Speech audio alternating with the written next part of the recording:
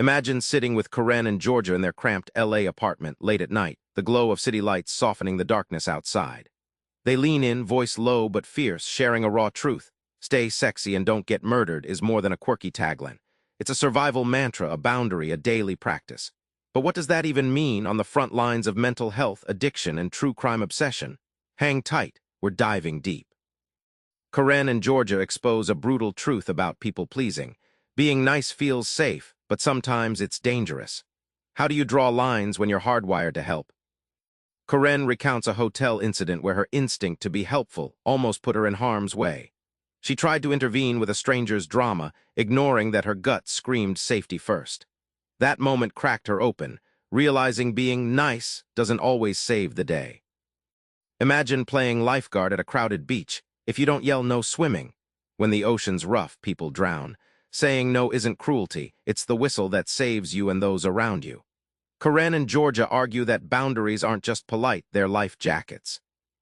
After years of chaos, eating disorders, addiction, anxiety, they found freedom when no became their superpower.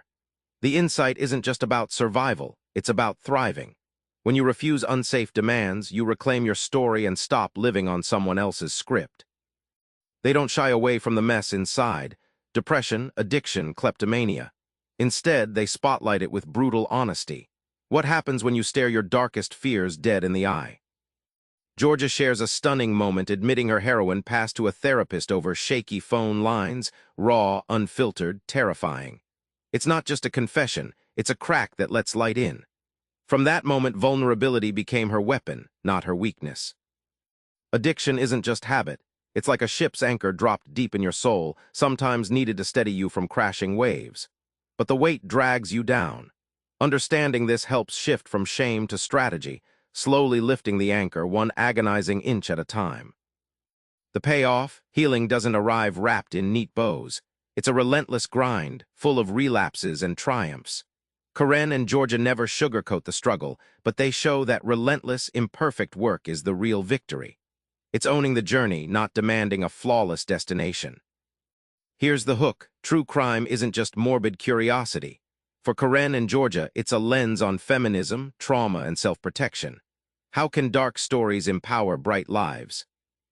By dissecting notorious murder cases, Karen and Georgia spotlight how society often fails women, ignoring warnings, minimizing danger, blaming victims.